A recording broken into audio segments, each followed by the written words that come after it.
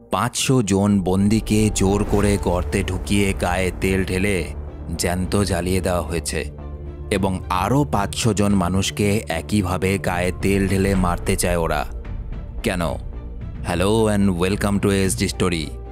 ইতিহাস নাকি কথা বলে, আর সেই ইতিহাসেরই পাতা থেকে এক কালো ভয়ানক অধ্যায় তুলে এনেছি আজ। কাল্পনিক নয়, বাস্তব ঘটনা নিয়ে এই মুভি। 70,000 বন্দীদের রোজ 60 মাইল পথ পায়ে হাঁটানো হতো যাতে তারা ক্লান্ত হয়ে মারা যায়। গাছের সাথে বেঁধে শেষ নিঃশ্বাস অবধি মারা হতো এবং শেষ পর্যন্ত এই মানুষগুলোকে বাঁচাতে জলে জঙ্গলে একটা ভয়ানক মিশন হয়। এই ভিডিও শেষে আমি এই ঘটনার সমস্ত বাস্তব ছবি, মানে সেই সময়কার আসল ছবিগুলোও দেখিয়ে দেব। একটা রোমহর্ষক উত্তেজনাময় thriller SD story presents the great raid. সালটা 1941 সাল, 7ই ডিসেম্বর।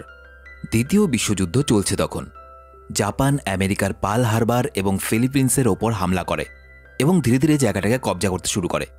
এই সময় আমেরিকা এবং ফিলিপিন্স থেকে প্রচুর সেনাবাহিনী পাঠানো হয় জাপানিদের আটকানোর জন্য। কিন্তু এই বিশাল সেনাবাহিনী জানতো না যে তাদের সঙ্গে এমন কিছু ভয়ানক হতে চলেছে যেটা পৃথিবীর ইতিহাসে আর কখনো হয়নি।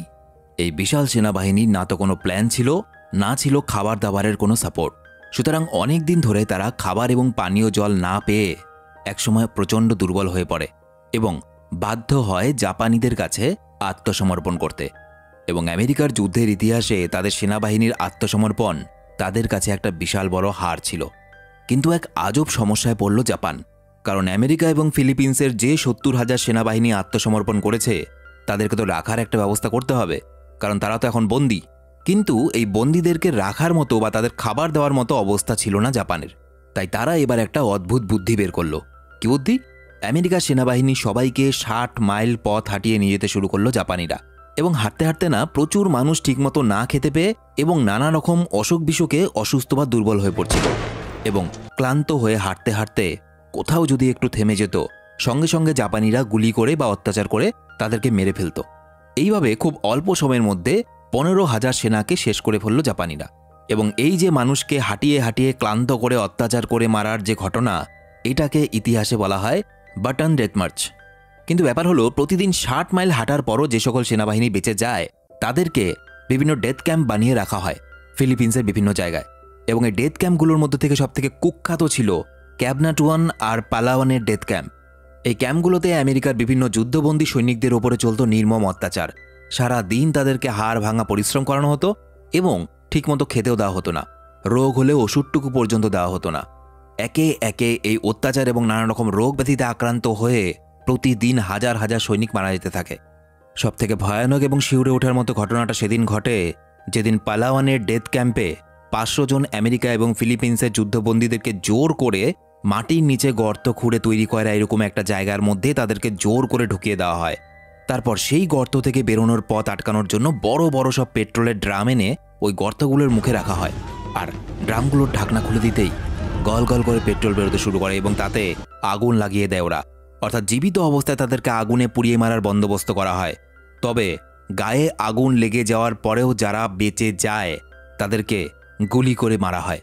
এবং এইসব যখন চলছিল তখন আমেরিকা ঠিক করে যে ক্যাভানাটুয়ানের ডেথ ক্যাম্পে যে 500 জন যুদ্ধবন্দী আছে, যে করেই হোক তাদেরকে ফিরিয়ে নিয়ে আসতে হবে। ইনি হলেন কর্নেল মিউসি এবং এনার উপরে দায়িত্ব পড়ে যে একটা পাকাপোক্ত প্ল্যান বানাও, কিভাবে ওই ভয়ানক জায়গা থেকে 500 জন যুদ্ধবন্দীদেরকে ফিরিয়ে আনা যায়। এবং এই গোপন ভয়ানক প্ল্যান তৈরি করার কাজে আরেকজন এগিয়ে আসেন, এনার নাম ক্যাপ্টেন প্রিন্স। তো তারা প্ল্যান তৈরি করার আগে ক্যাভানাটুয়ান ডেথ ক্যাম্পের আশেপাশে কি আছে না আছে এবং সেখানে কতজন সেনা উপস্থিত থাকে এই সমস্ত কিছু ভালো করে খতিয়ে দেখে নেয়। ক্যাপ্টেন লক্ষ্য করে যে জাপানিরা ওই ডেথ ক্যাম্পটাকে এমনভাবে তৈরি করেছে যে সেখানে ঢোকার আগে বেশ খানিকটা এলাকায় গা ঢাকা দেওয়ার কোনো জায়গা নেই, একেবারে ফাঁকা জমি। সুতরাং সেখান থেকে 500 জন যুদ্ধবন্দীদেরকে ছাড়িয়ে আনা মোটামুটি অসম্ভব। কিন্তু ক্যাপ্টেন একটা দারুণ প্ল্যান তৈরি করে সেই ক্যাম্পে হামলা করার জন্য। এবং 8ই জানুয়ারি 1945 সাল তারা সবাই ক্যাভানাটুয়ানের উদ্দেশ্যে রওনা হয় হামলার জন্য।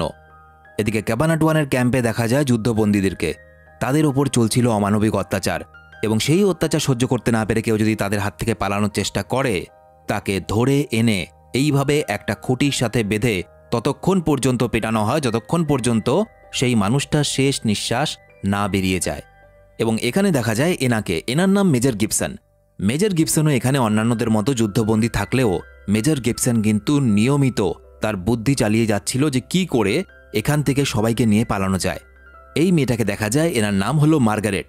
মার্গারেট একজন আমেরিকান নার্স, কিন্তু সে ফিলিপিন্সের ম্যানিলা নামের এক জায়গায় এক হাসপাতালে চাকরি নিয়ে সেখানে আসে। এবং এখানে আসা তার একটা গোপন উদ্দেশ্য ছিল। কি উদ্দেশ্য? সে কিছু বিদেশি গুপ্তচরদের সঙ্গে হাত মিলিয়ে গোপনে বিভিন্ন ছুতোয় নাতায় ওই ডেথ ক্যাম্প মানে ক্যাভানা 21-এর ডেথ ক্যাম্পে ওষুধপত্র এবং নানান খাবার পাঠাতো সেখানকার যুদ্ধবন্দীদের জন্য।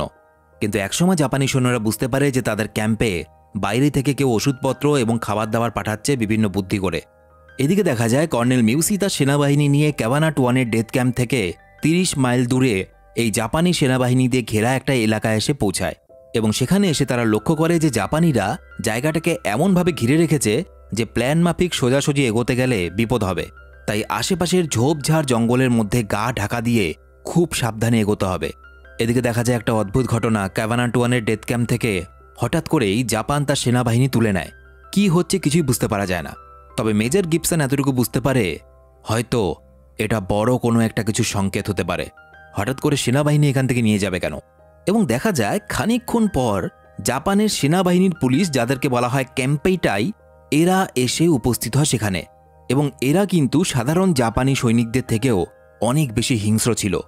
এবং এই হিংস্র সেনাবাহিনীর নেতৃত্বে ছিল মেজর নাগাই। এই মেজর নাগাই ছিল সেই মানুষটা যে কিনা পালোয়ানের ডেথ ক্যাম্পে যুদ্ধবন্দীদেরকে পেট্রোল দিয়ে পুড়িয়ে মেরেছিল। মেজর নাগাই সেখানে এসে যুদ্ধবন্দী মেজর গিবসনকে নিজের অফিসে ডেকে পাঠায় এবং বলে, এখানে যা যা চলছে এখন থেকে বন্ধ করতে হবে। বাইরে থেকে কোনো খাবার, কোনো ওষুধ এখানে আসবে না। এবং এবার থেকে যদি এখান থেকে একজনও কেউ পালানোর চেষ্টা করে, আমরা 10 জনকে গুলি করে মারব।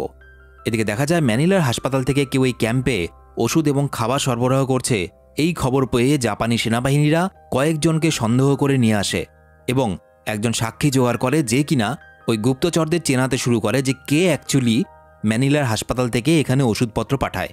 কিন্তু ভাগ্যক্রমে মার্গারেট কোনোভাবে সেদিন বেঁচে গেলেও বাকি অনেক গুপ্তচরকে সেখানেই মেরে ফেলা হয়। তবে মার্গারেট সেখান থেকে বাড়িতে আসার সাথে সাথে দেখা যায় একজন জাপানি সেনাবাহিনীর পুলিশ অফিসার তার বাড়িতে চলে আসে এবং তাকে গ্রেপ্তার করে নিয়ে যায়। তারা মার্গারেটকে ধরে ফেলেছে যে মার্গারেটই হলো সেই মানুষ যে কিনা ম্যানিলা হাসপাতাল থেকে এই যুদ্ধবন্দীদেরকে ওষুধ এবং খাবার সরবরাহ করত। এরপর জেলে নিয়ে গিয়ে মার্গারেটের ওপরেও চলতে থাকে অত্যাচার। এইভাবে তার হাত একটা বাঁশের সাথে বেঁধে তাকে দাঁড় করিয়ে রেখে দেওয়া হয়। কিন্তু প্রচণ্ড অত্যাচারের পরেও মার্গারেটের মুখ থেকে একটা কথাও বের করতে পারে না জাপানি পুলিশ। তাই তারা মার্গারেটকে ছেড়ে দেয়। মার্গারেট প্রচণ্ড ভেঙে পড়ে এবং তার শরীর প্রচণ্ড দুর্বল হয়ে পড়ায় সে একটা গির্জায় গিয়ে আশ্রয় নেয়। এবার প্রশ্ন আসে, মার্গারেটকে জাপানি পুলিশ না মেরে তাকে কেন ছেড়ে দিল? আসলে তারা মার্গারেটকে এই জন্য ছেড়ে দিয়েছিল কারণ তারা দেখতে চাইছিল যে মার্গারেট এখান থেকে ছাড়া পাওয়ার পর কোথায় যায়। যেহেতু তারা মার্গারেটের মুখ থেকে কথা বের করতে পারেনি, সুতরাং তারা মার্গারেটকে ফলো করা শুরু করে। এবং মার্গারেট যে গির্জাটায় আশ্রয় নিয়েছিল সেই গির্জার সবাইও আমেরিকান সৈন্যদেরকে গোপনে সাহায্য করত। সুতরাং মার্গারেটকে ফলো করে কিছুক্ষণের মধ্যে জাপানি পুলিশ সেখানে চলে আসে এবং মার্গারেট সেখান থেকে কোনো রকমে বেঁচে বেরিয়ে যায়। তবে গির্জার বাকি সবাইকে জাপানিদের হাতে প্রাণ দিতে হয়। এদিকে দেখা যায় মেজর গিবসনের শরীরের অবস্থা আরও অবনতি ঘটেছে। সে রাতের বেলায় জ্বরে কাঁপতে থাকে। সঠিক ওষুধ নেই, ঘুম নেই, খাওয়ার অভাবে তার দিন দিন শরীর আরও খারাপ হতে শুরু করে। সে প্রায় মৃত্যু মুখে। এই সময় মেজর নাগাই গিবসনকে ডেকে নিয়ে একটা প্রস্তাব দেয়। সে বলে, এখনও সময় আছে, তুমি আমাকে নামগুলো বলে দাও যে কোন কোন গুপ্তচরেরা এই ক্যাম্পের মধ্যে খাবার এবং ওষুধ পাঠায় এবং তোমাদের কোথায় কোথায় কি আছে সবকিছু তথ্য আমার লাগবে, আমি তোমাকে ছেড়ে দেব।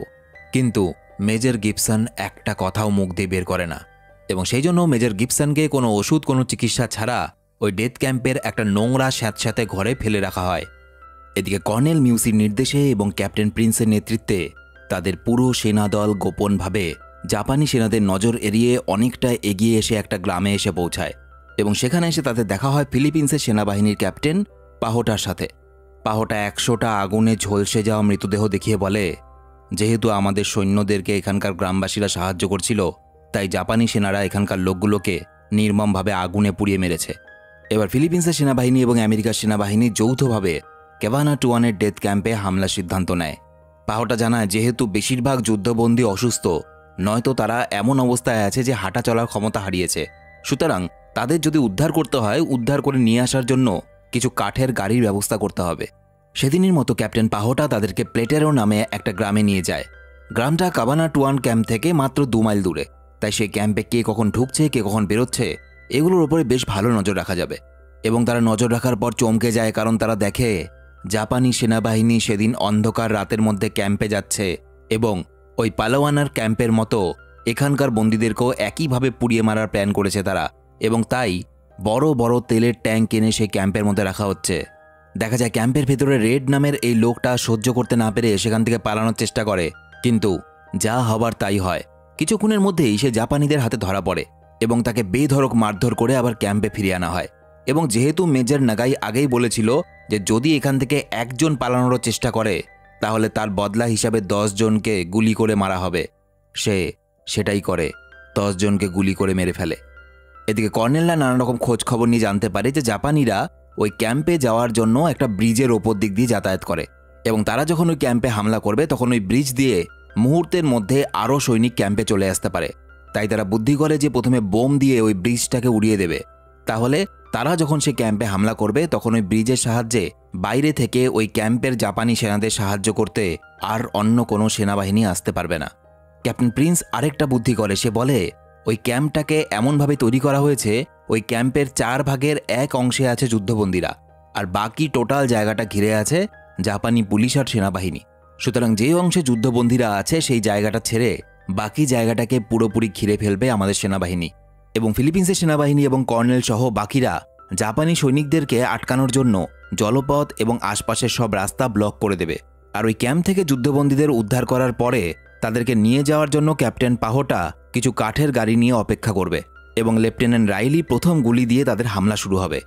কিন্তু সমস্যা হলো ক্যাম্পটাকে যে ওরা ঘিরবে, ক্যাম্পের চারপাশটা কিন্তু পুরোটাই ফাঁকা জমি। সুতরাং ঘিরতে গেলে জাপানিরা তাদেরকে দেখে ফেলবে এবং উল্টো হামলা করে দিতে পারে। এই কারণে তারা একটা বুদ্ধি বের করে। ক্যাপ্টেন পাহোটা বলে যে আমি একটা আর্মি বিমানের ব্যবস্থা করছি, ওই আর্মি যুদ্ধ বিমানকে নিজেদের এলাকায় আসতে দেখে জাপানি সেনারা সেটা নিয়ে ব্যস্ত হয়ে পড়বে এবং আমরা এই সুযোগটাকেই কাজে লাগাবো। আমরা ঠিকঠাক তখন ক্যাম্পটাকে ঘিরে ফেলবো, আমাদের পজিশন নিয়ে নেব। সূর্যের আলো ঢলে এলো। ক্যাপ্টেন প্রিন্স সহ বাকিরা ধীর গতিতে অনেক কষ্টে ফাঁকা জমির ওপর দিক দিয়ে জাপানি সেনাদের নজর এড়ানোর জন্য বুকে হেঁটে এগোতে শুরু করে এবং দেখা যায় তাদের এক সৈন্য জলপথ দিয়ে সাঁতার কেটে জাপানিদের নজর এড়িয়ে সেই ব্রিজটার গায়ে উঠে সেখানে বোম বাঁধতে শুরু করে, কারণ এই ব্রিজটাকে তারা তাদের প্ল্যান মতো ওড়াতে চায়। কিন্তু ঠিক সেই সময় একজন জাপানি সেনা ব্রিজের ওপরে এসে চারদিকটা ভালো করে দেখতে থাকে। একটুর জন্য ধরা পড়ে যেতে যেতেও সে বেঁচে যায় এবং ঠিক সময় মতো তাদের প্ল্যান অনুযায়ী আমেরিকার একটা যুদ্ধবিমান সেই এলাকার ওপর দিক দিয়ে উঠতে শুরু করে এবং জাপানিরা সেই প্লেনটাকে দেখে আতঙ্কিত হয়ে পড়ে এবং সেটার দিকে ব্যস্ত হয়ে পড়ে। আর এই সুযোগে ওই সৈন্যটা বোম বেঁধে ফেলে এবং ক্যাপ্টেন প্রিন্সরা ক্যাম্পটার অনেক কাছে এগিয়ে যায়। লেফটেন্যান্ট রাইলি উঁচু টাওয়ারে থাকা এক জাপানি সেনাকে লক্ষ্য করে প্রথম গুলিটা চালায় আর রাইলি গুলি চালানোর সাথে সাথে বাকি সবাই মিলে জাপানি সৈনিকদের লক্ষ্য করে গুলি করতে থাকে। জাপানি সেনারা যেহেতু এই হামলাটার জন্য একদমই প্রস্তুত ছিল না, তাই একের পর এক জাপানি সেনা গুলিতে মারা পড়তে থাকে।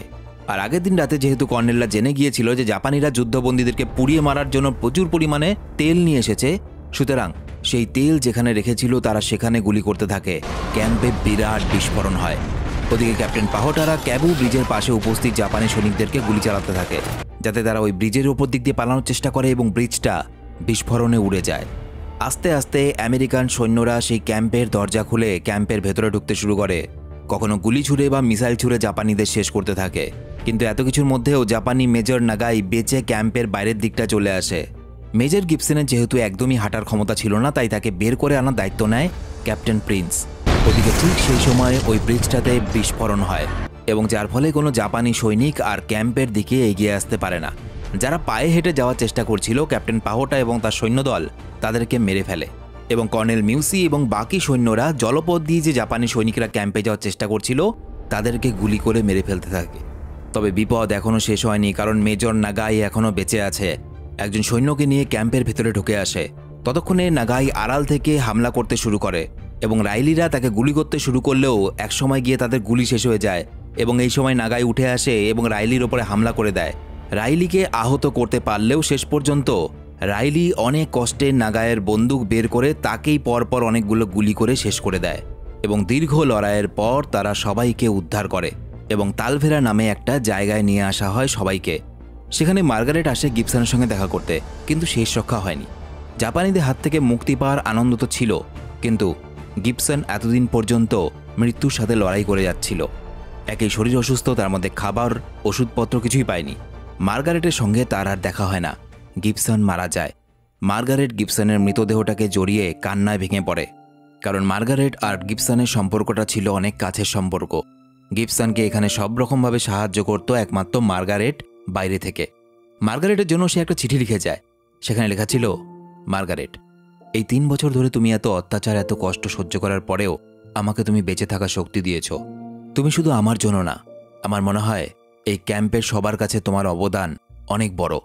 এই জীবনে হয়তো তোমার আমার মিল হবে না, কিন্তু পরের জন্ম বলে যদি কিছু থাকে, আমি সেই জন্মে তোমার হয়ে বাঁচতে চাই।